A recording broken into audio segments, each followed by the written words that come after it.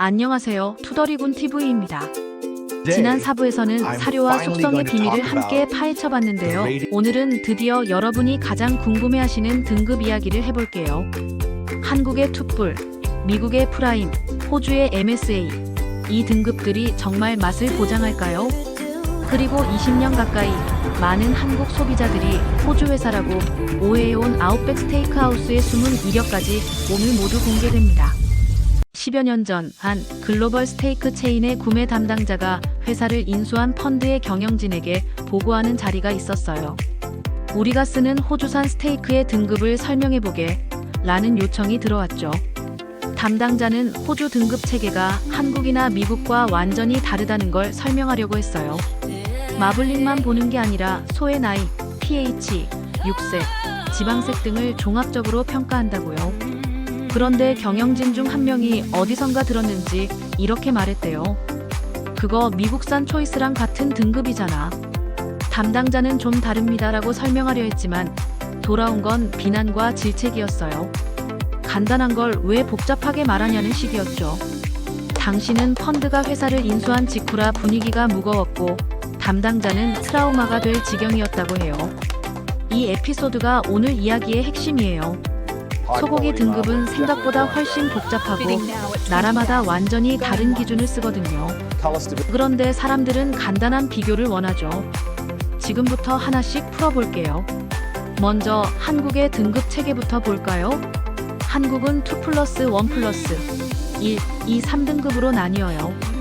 투뿔이라고 부르는 2+ 등급이 최고죠. 평가 기준에는 육색, 지방색, 조직감, 성숙도 등도 포함되지만 실제 소비자 선호와 시장 가격을 보면 마블링의 비중이 압도적으로 큰 편이에요. 마블링 기준은 근내 지방도라는 점수로 매겨요. 쉽게 말해 고기 단면을 잘랐을 때 하얀 지방이 얼마나 촘촘하게 박혀 있느냐를 1번부터 9번까지 숫자로 나타낸 거예요. 마치 대리석 무늬처럼요. 지방이 성글게 박혀 있으면 1에서 3번, 촘촘할수록 숫자가 올라가고 빽빽하게 퍼져 있으면 8에서 9번이 돼요. 근내 지방도 8번 이상이면 2+, 6에서 7번이면 1+, 4에서 5번이면 1등급이랍니다. 한우 2+ 등급은 정말 마블링이 예술이에요. 입에 넣으면 체온에도 녹을 정도죠. 하지만 이게 최선일까요? 마블링이 많으면 지방도 많다는 뜻이거든요. 건강을 생각하면 좋은 선택이 아닐 수도 있어요. 사실 이게 단순히 이론적인 이야기가 아니에요. 딸이 초등학교 입학하기 전이었던 것 같은데 양재동 코스트코에 장 보러 갔다가 인상적인 경험을 했어요. 마침 미국산 프라임급 소고기를 구워서 시식하고 있었거든요. 딸과 함께 줄을 서서 맛봤는데 정말 맛있더라고요.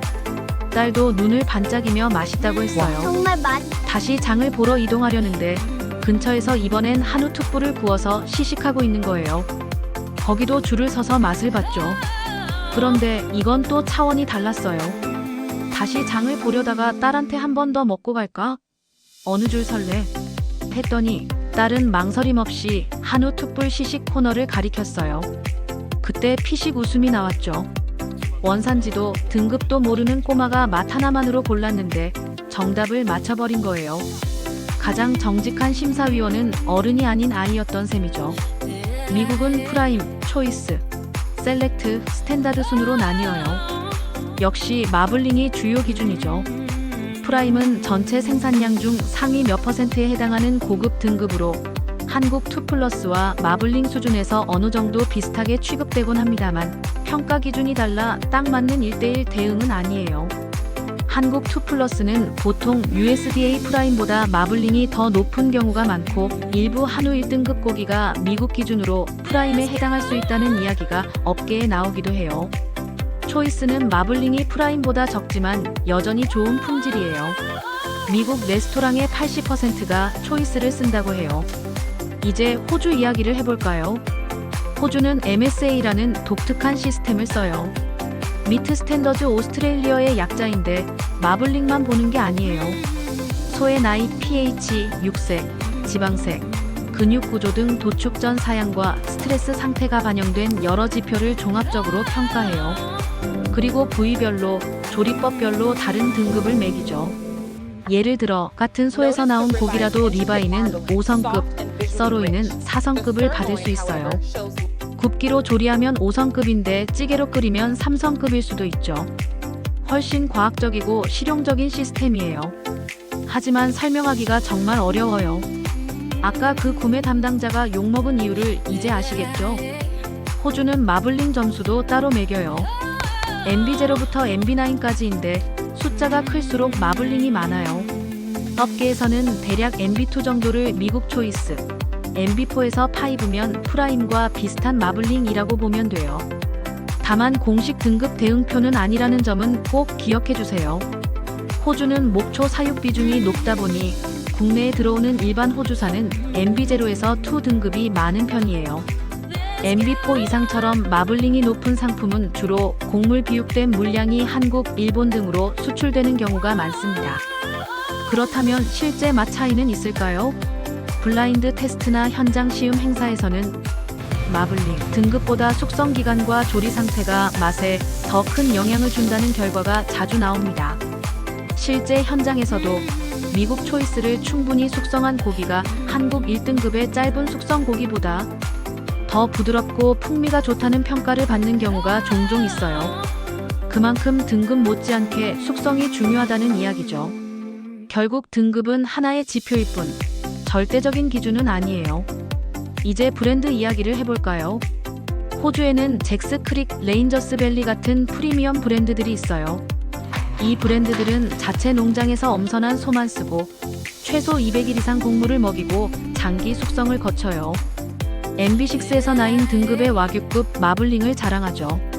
한국의 고급 스테이크하우스에서 쓰는 호주산은 대부분 이런 브랜드예요. 일본 와규는 또 다른 세계예요. 코베규, 마스자카규, 오미규 같은 브랜드들은 혈통부터 관리해요. 500일 이상 곡물을 먹이고 마사지를 해주고 스트레스를 최소화하죠. A5 등급은 보통 BMS 8에서 11호, 한국 툭불보다 한 단계 더 높은 마블링 상한을 가진다고 볼 수 있어요. 가격도 100g에 5만원에서 10만원을 후가하죠. 그런데 재미있는 건 와규를 처음 먹는 사람들 중에는 너무 느끼하다고 하는 경우가 많아요.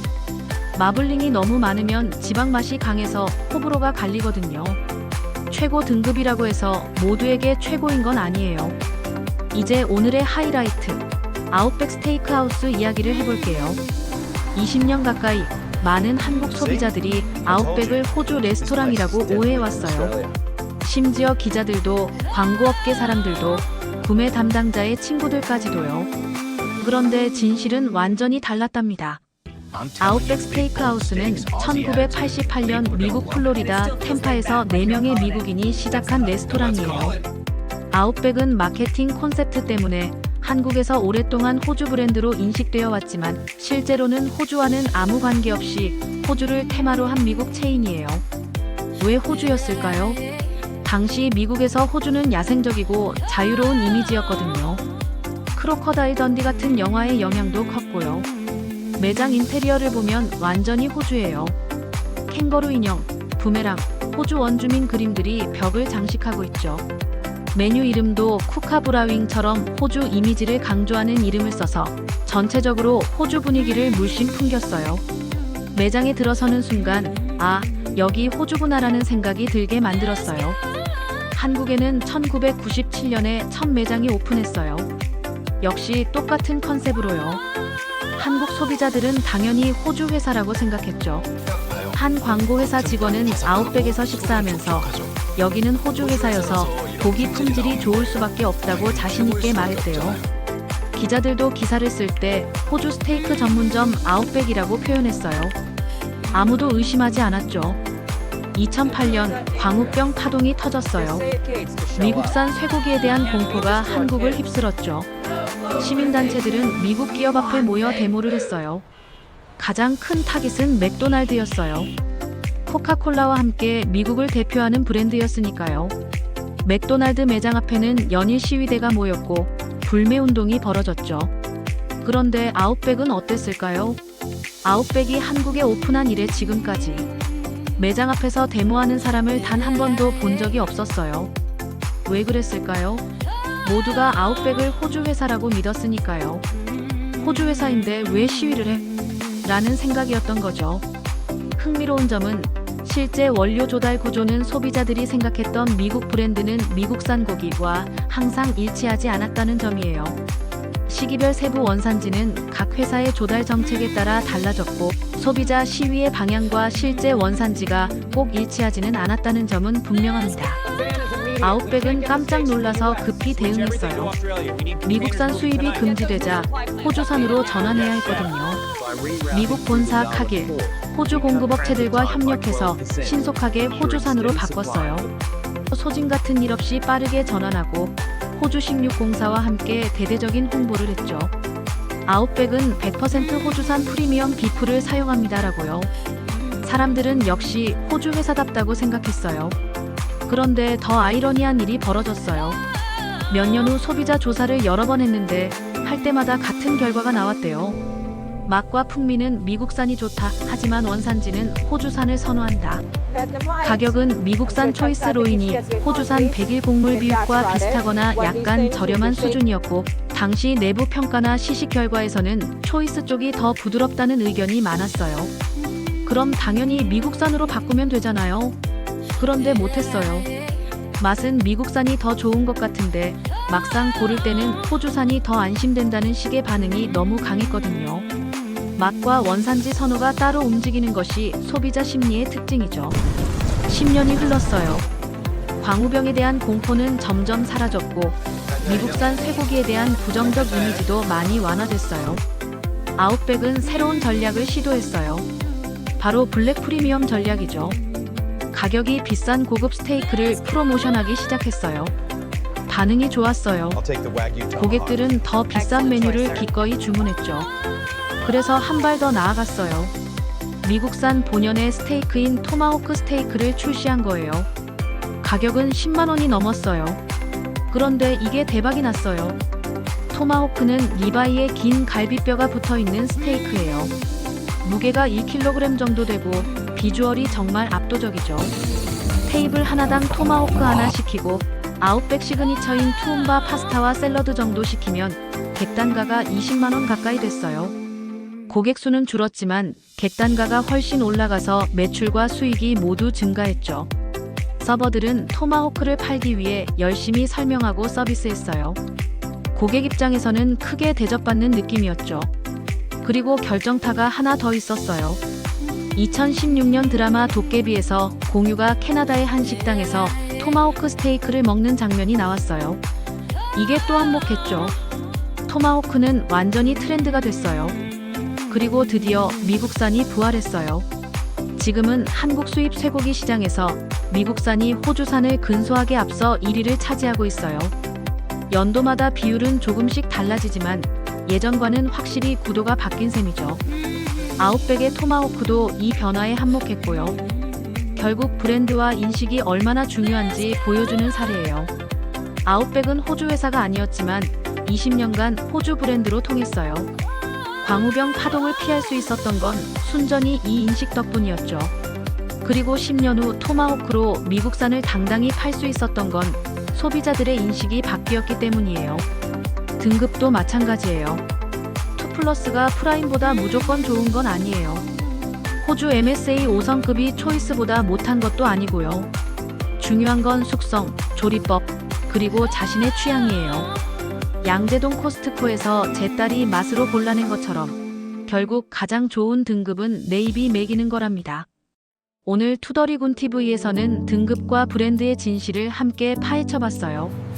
한국 툭불과 미국 프라임의 차이, 호주 MSA의 복잡함, 등급보다 중요한 것들, 그리고 20년간 호주 브랜드로 인식되어 온 아웃백의 놀라운 이야기까지 흥미진진했죠. 다음 6부 에필로그에서는 지금까지의 모든 이야기를 정리하고 미처 다루지 못한 조리의 과학, 소스의 역할, 그리고 앞으로 더 깊이 다룰 주제들을 예고해드릴게요. 글로벌 패커들의 전략, 미국과 한국의 스테이크하우스 역사, 그리고 배양육의 미래까지 스테이크 이야기는 계속됩니다. 오늘 영상이 재미있으셨다면 구독과 좋아요 꼭 눌러주세요. 투더리군TV는 다음에도 더 흥미로운 이야기로 찾아올게요.